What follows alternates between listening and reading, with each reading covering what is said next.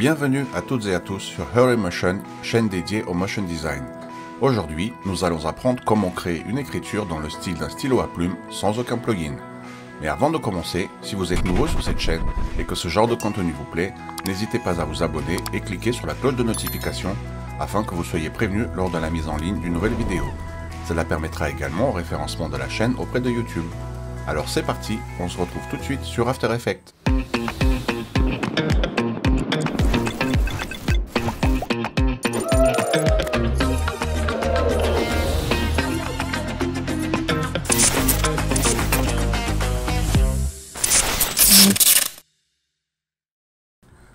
Bien, on se retrouve sur After Effects. Donc pour commencer tout de suite notre effet, on va créer une nouvelle composition. On va la renommer en scène. 1920 par 1080, 25 images par seconde sur 10 secondes, c'est tout à fait suffisant. On clique sur OK, on prend notre outil texte et on va taper un texte. On va taper par exemple plume. Là, noir sur du noir, ça se verra pas. On va sur caractère et on sélectionne en blanc. On va centrer ça. Alors moi, pour cette démo, je vais peut-être prendre une autre typographie qui s'appelle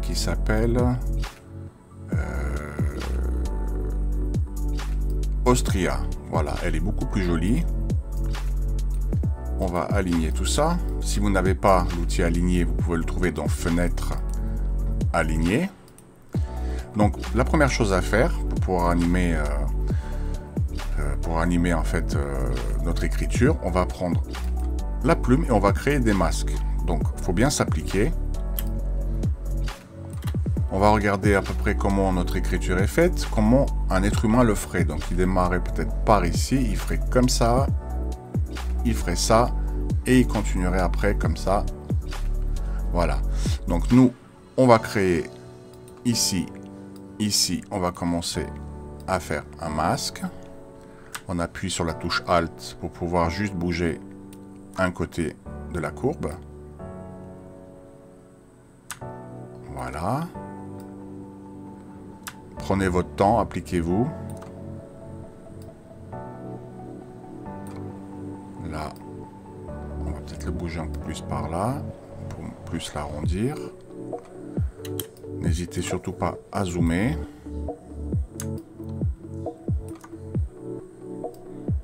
On redescend ici et un petit point là. Alors le but du jeu maintenant, c'est de remonter. Donc là, si je clique là, il va faire un petit plus sur la plume, donc il va rajouter un nouveau point sur la même courbe. C'est pas ce que je veux, donc je vais cliquer à côté. C'est pas grave, après on remettra tout ça en place. Pour l'instant, moi mon but c'est de faire ma forme. Voilà pour le P. Donc maintenant, je reprends mon outil de sélection et je vais essayer d'arranger ça un peu mieux. Alors là, vous voyez, il n'y a pas de courbe qui a été faite. Donc on clique ici, on prend l'outil pour convertir ce sommet. Boum. Et là, on recrée tout de suite une courbe.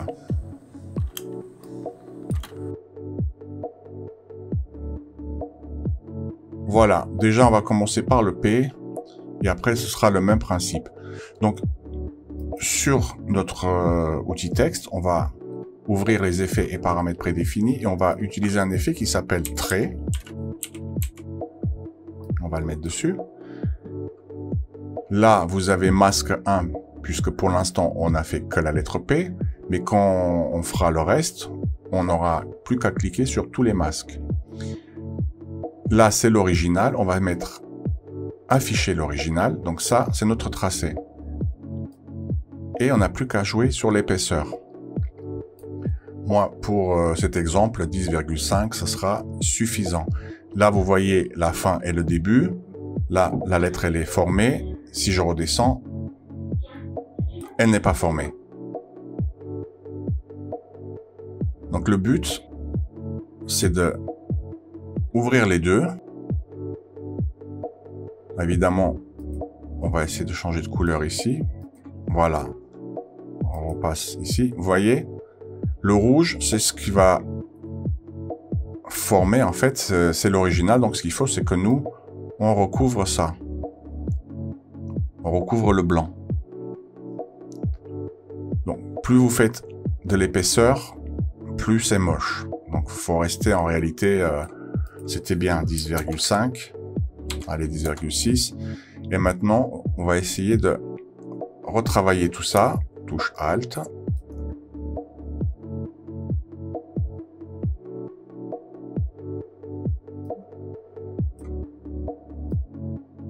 Et voilà, on a notre lettre qui va démarrer à 0% et à 1%, à 1 seconde, pardon, on se met à 100%. Donc là, on peut voir également des défauts. Alors, si vous voulez pas voir votre ligne, alors vous pouvez déjà cliquer ici. Et là, vous avez un petit défaut. Mais le but, là, c'est de pouvoir l'arranger.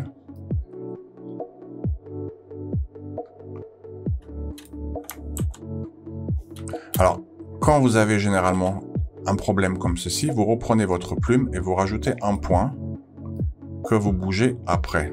Voilà. C'est une technique parmi tant d'autres. Donc là, on a déjà la première lettre qui est faite. Maintenant, en cliquant dans le vide, vous commencez en fait à créer le deuxième masque. Voilà. Là, on arrive à la fin de notre tracé. Maintenant, ce qu'on va faire, on va essayer d'arranger un petit peu tout ça pour que ce soit un peu mieux.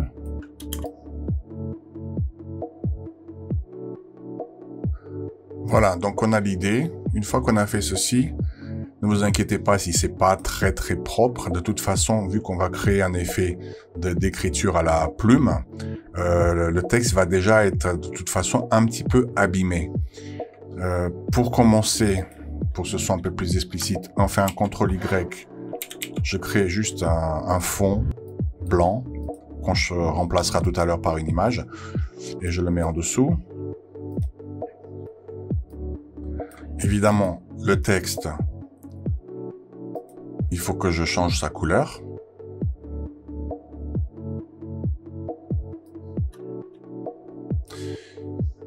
Du coup, qu'est-ce qu'on fait maintenant? On va rajouter plusieurs petits effets. On va commencer déjà par créer un effet de contour brut. Alors, je vous rappelle pas, hein, j'ai déjà expliqué dans un autre tutoriel. En cliquant sur CTRL barre d'espace, on ouvre cette petite boîte de dialogue. Hein, c'est une petite console FX qui a été créée par Video Copilot.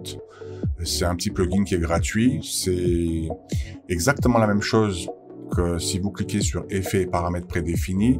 La seule chose, c'est que c'est beaucoup plus rapide plutôt que de taper ici, de taper le nom de l'effet. Là, vous faites CTRL barre d'espace, vous tapez votre effet, par exemple flou, et vous avez tous les flous qui apparaissent d'un coup. Vous n'avez plus qu'à choisir. Et le gros avantage, c'est qu'en cliquant sur la petite roue crantée, vous pouvez déjà prédéfinir 9, 10 effets que vous utilisez le plus souvent. Et vous cliquez sur OK. Donc, en faisant ce contour brut, qu'est-ce qu'on va faire? On va déjà, donc lui, le laisser à 8. Lui, on va augmenter un petit peu sa netteté. On va la mettre par exemple à 2,45. L'influence fractale, on la laisse à 1 et on va baisser son échelle à 65. La complexité, on la laisse à 2. Et là, pour l'instant, on laisse à 0. On va rajouter un petit effet de turbulence également. Alors là, c'est très violent. Vous laissez la quantité à 50. En revanche, la taille, vous la baissez à 2. Et la complexité ici, on va la passer à 6. Vous voyez, ça crée sur les bords un petit peu comme... c'est un peu érodé. Vous voyez, plus vous augmentez la complexité, plus c'est érodé. Bon, moi, je vais dire les 7. Vous voyez la différence avec et sans. Donc déjà, on se retrouve avec quelque chose qui fait plus encre. On va rajouter maintenant un effet qui s'appelle remplir pour pouvoir créer une couleur. On va par exemple prendre une couleur d'une plume. Une couleur bleue, on va dire à peu près comme ceci. Voilà. Donc là, on a notre premier calque. On clique sur la touche U. On va augmenter un petit peu sur 2 secondes, on va dire. On va sélectionner les deux images clés. On fait un clic droit, assistant d'image clé, et on fait un lissage des vitesses. Donc là, si vous ouvrez l'éditeur graphique, vous avez une courbe de Bézier. Ok, donc maintenant ce qu'on va faire, notre calque plume 1, on fait un CTRL D, on le met en arrière, et cette fois-ci, on va faire quelques modifications. Donc déjà, on va remonter un petit peu tout ça, pour que ce soit un peu plus clair. Donc, le trait, on le laisse tel quel, puisqu'il faut qu'il suive. Le contour brut, cette fois-ci, on va passer ici en bordure à 42.10. La netteté, on va la baisser à 1.30. Et on va surtout augmenter l'influence à 650. Là, ça fait très sale. Cette fois-ci, la complexité, on va la monter au maximum. Et l'angle, on va la mettre à 142 degrés. Là, vous pouvez voir, il y a comme de la salissure, mais vous allez comprendre après. La turbulence, on va pas y toucher. Et ici, dans la couleur, on va un petit peu l'éclaircir pour faire en fait un effet de tache quand l'encre elle coule. On clique sur OK. On clique sur la touche U. Et en réalité, ce qu'on veut, c'est que une fois que le P se forme, les taches commencent à se disperser. Donc pour faire cela, on va faire une méthode simple. On va prendre un effet qui s'appelle volet linéaire. On va le mettre à peu près à moins 45 degrés. Pour l'instant, je vais éteindre mon premier calque. Je vais voir un petit peu l'évolution. Est-ce qu'on est dans le... Vous voyez, on peut même tourner un peu plus. Pour le mettre plus, dans l'angle moins 50 peut-être. C'est pas mal. Et on va surtout augmenter le contour progressif. Vraiment, ouais, 70, c'est pas mal. Donc, on va rallumer le premier œil. Une fois que ça, le P se forme, arrivé ici, je veux que mon deuxième calque, on va dire, démarre à partir de là.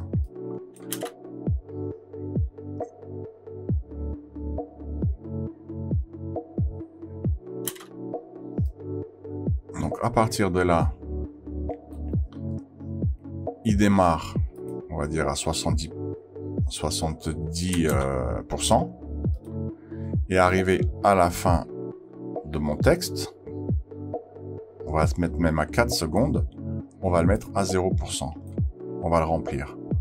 On appuie sur la touche U pour ouvrir toutes les images clés. Et on fait un lissage de vitesse avec la touche F9. Ou bien clic droit, assistant d'image clé et lissage de vitesse F9. On va voir ce que ça donne.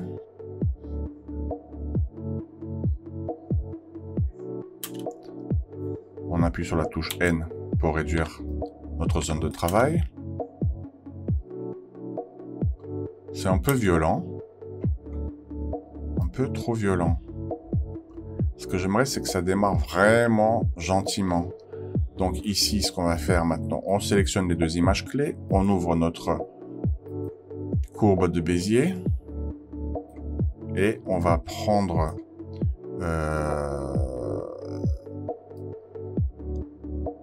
notre première clé et on va la faire démarrer un peu plus lentement. On va voir ce que ça donne.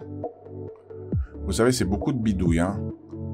On n'arrive jamais à avoir un résultat du premier coup. Il faut toujours faire des essais, on tâtonne, on essaie. Et je suis comme vous. Je vous donne la technique, mais je tâtonne en même temps.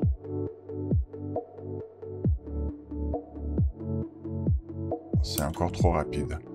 Donc ce qu'on va faire, on va éloigner un peu plus pour que ça prenne plus le temps.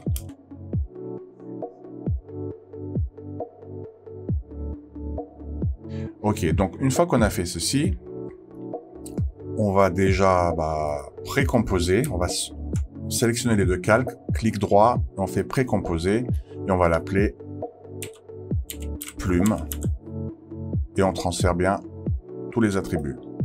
Comme ça, on a un calque qui est fait. Maintenant, on va créer, pour rendre ça un peu plus joli, on va prendre notre, on va fermer ça, on va prendre notre plume et on va tirer un trait, comme ceci, histoire de faire un soulignement. On prend contour de 10, c'est pas mal. On va essayer de mettre un peu plus, 12. Vous allez comprendre pourquoi. On va mettre même 14. Allez, 15, soyons fous.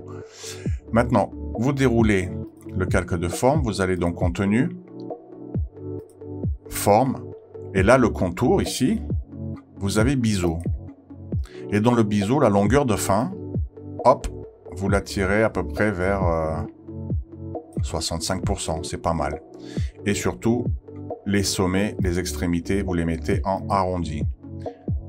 Comme ça, vous avez votre trait qui est fait. Alors, je vais peut-être un petit peu précomposer rapidement. On va aller dans la plume 1. Mis à part le trait, on va sélectionner tout ça. On va faire un CTRL-C. On revient dans notre scène. On va dans notre calque de forme et on fait un CTRL-V. Donc déjà, on vient de créer notre première forme. On fait un CTRL-D, on le met en dessous. Et on fait la même chose. Cette fois-ci, on va dans la plume 2. On ferme tout ça. Et on sélectionne tout. CTRL-C, mis à part le trait. Et on le colle ici.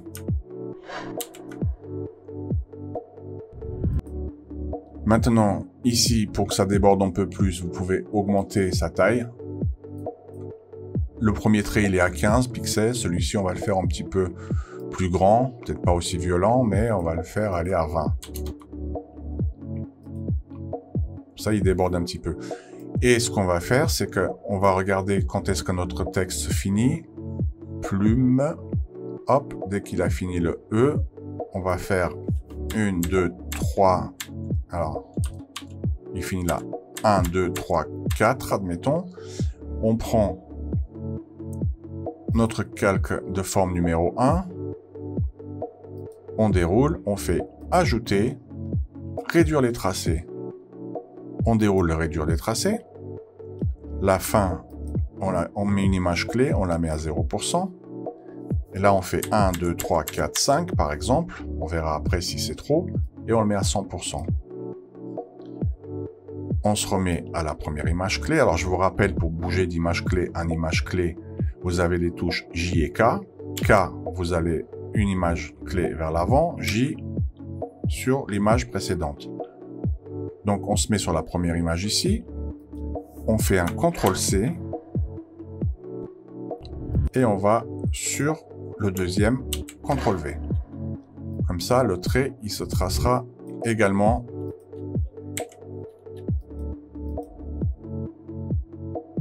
Sauf que là, il m'a pas fait, si, il les a fait, il réduire les tracés.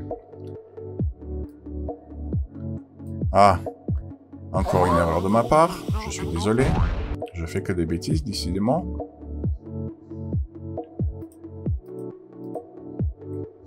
Dans mon réduire les tracés, j'ai sélectionné qu'une seule image. Il faut prendre les deux images, CTRL-C, et arriver ici, on fait CTRL-V. Voilà, comme ça les deux apparaissent. Voilà.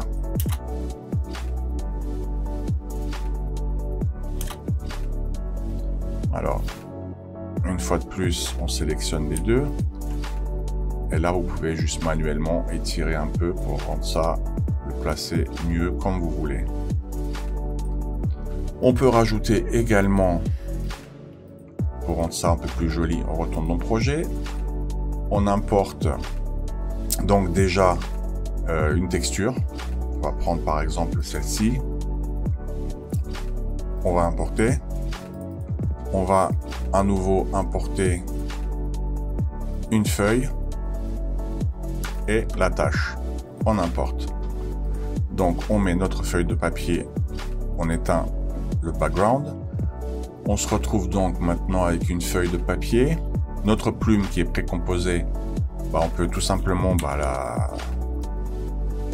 l'arranger un peu mieux. Vous pouvez prendre ces deux calques là et les lier à la plume. Comme ça, si vous bougez la plume, le trait va suivre. Voilà, ça c'est pas mal. Maintenant, ce qu'on va faire, on va rajouter notre tâche. On a une feuille, on va rajouter l'autre feuille par-dessus. Et on va également la mettre en produit. On appuie sur transparence et on baisse un petit peu la transparence. C'est histoire de créer une petite texture papier, vous voyez. Bon, elle est jaune, mais après on peut très bien aller dans Effets, faire une teinte. Et automatiquement s'enlève la couleur. Bref, il ne manque plus qu'à rajouter dans le projet notre tâche qui est là. Alors elle, on va la faire différemment. On crée une composition avec la tâche qui est là. On va créer un nouveau solide. On va la renommer en cercle. On dit OK. On va éteindre l'œil. Pour l'instant, on rajoute donc l'effet qui s'appelle cercle. Voilà, on peut rallumer l'œil en fait. On réduit son rayon. On le centre au niveau de la tâche, ici. Le rayon, il démarre à 0. On met une image clé. Et à 1 seconde, on va le mettre qui recouvre le tout. D'accord? Et on prend la tâche, on la met en alpha de ce cercle. Comme ça, vous voyez la tâche qui se forme. Pour que le rond soit pas vraiment rond et pas dégueulasse, on va rajouter dans le cercle un contour brut qu'on va augmenter. L'échelle, on va jouer un petit peu dessus. Ça, de toute façon, vous allez tâtonner et voir un petit peu. Alors, vu que déjà notre tâche, elle est nette, si je joue pas sur la netteté, vous voyez, ça va faire flou. Donc, on va jouer un peu plus sur la netteté. On va augmenter ça. L'influence fractale, comme ça. Voilà, ça nous fait la tâche, vous voyez, qui part avec des bords érodés et qui part comme ça. On appuie sur la touche U, on sélectionne les deux images clés, clic droit, assistant d'image clé et lissage de vitesse. On ouvre notre éditeur graphique, on clique ici sur le petit carré pour adapter à la vue, on réduit et on va hop tirer ça vers la gauche. On va peut-être même augmenter un petit peu à 1 seconde et demie. Comme ça, vous voyez, on a bien la tâche qui coule jusqu'au bout. Une fois qu'on a ça, on retourne dans notre scène. On prend notre tâche, on la met ici. On va la positionner à peu près là. On va dans Effets, on rajoute donc un remplir. Et on va prendre la même couleur que celle-ci. Et on peut même à la limite mettre en produit. C'est un peu plus sombre. Incrustation, non c'est trop. On va rester en produit. Et le but c'est pareil. C'est de la placer au bon moment. Donc c'est-à-dire quand le trait il arrive là, la tâche va commencer à apparaître. Comme ça. Voilà, 4 secondes, c'est suffisant. On se met sur 4 et on appuie sur la touche N. On clique droit sur la barre et on fait réduire la composition à la zone de travail. Voilà, comme ça tout est fait sur 4 secondes. On voit ce que ça donne. Après, ce qu'on peut faire, on peut créer une nouvelle composition. On va la renommer en rendu. On clique sur OK. On met notre scène ici. C'est la même chose. On rajoute un CTRL Y, on va l'appeler vignette. Là, on va le mettre en noir. OK. On prend le cercle, on fait un double clic, on crée un cercle. Un masque se forme, il est en addition, vous le mettez en soustraction ou inversé tout simplement. La touche F pour activer le contour progressif et vous l'augmentez tant que vous voulez. On va laisser comme ça. On appuie sur T pour la transparence et on va réduire un peu la transparence. Après, c'est de la déco, c'est votre choix. Vous pouvez très bien mettre une autre couleur. Mais le principe, il est là. On se met là, pareil, N, réduire la zone de travail. Et on voit ce que ça donne. Voilà, vous savez comment créer une écriture type manuscrite. Le but, c'est de bien s'appliquer, prendre son temps à créer le masque, lettre par lettre. Donc ça, plus vous vous appliquez, plus ce sera joli. Dans mon cas, vous avez vu, c'était pas très évident à faire avec l'outil trait, avec l'effet trait, pour prendre le contour des lettres, mais vu qu'on nous on a rajouté des déformations un petit peu à droite à gauche pour faire vraiment cet effet de l'encre qui bave, de la plume, donc ça passe bien. C'est assez joli, on va dire. Voilà. Ce que vous pouvez faire après, c'est faire animer un petit peu tout ça. Vous retournez dans scène. Vous prenez ces deux-là. Vous les précomposez aussi, vous les appelez background. Vous prenez ça, en fait, la tâche, et puis tout, en fait, sauf le background, et vous les liez au background. Et le background, vous faites une petite animation en position en faisant Alt-clic gauche, et vous tapez une expression de wiggle.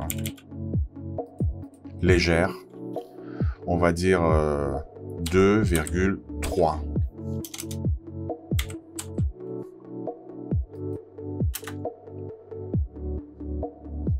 Comme ça, vous allez avoir votre feuille qui bouge un petit peu. Alors, si les couleurs ne vous plaisent pas, vous faites un CTRL ALT Y, vous créez un calque d'effet. Dessus, vous pouvez jouer avec, je sais pas, par exemple une courbe. Augmenter un petit peu la luminosité pour rendre ça un peu plus clair.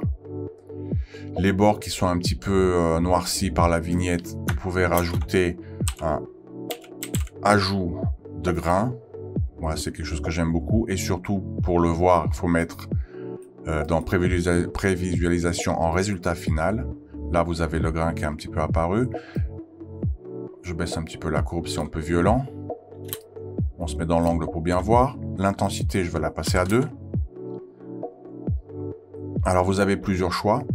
Dont la couleur, vous pouvez laisser les grains en couleur ou les passer en monochrome. Voilà, ce qui est bien aussi. Et surtout dans l'animation, ici, elle est à 1000, enfin à 1. Si vous laissez tel quel, vous allez voir le grain qui s'anime. Vous voyez, ça bouge. C'est pas très... Enfin, ça peut être sympa pour ce genre d'effet. Sinon, vous faites 0 et là, le grain, il bougera pas. Ce que vous pouvez faire également, c'est juste un essai, c'est faire un effet qui s'appelle une postérisation temporelle. Et là, vous mettez à 12 images au lieu de 24.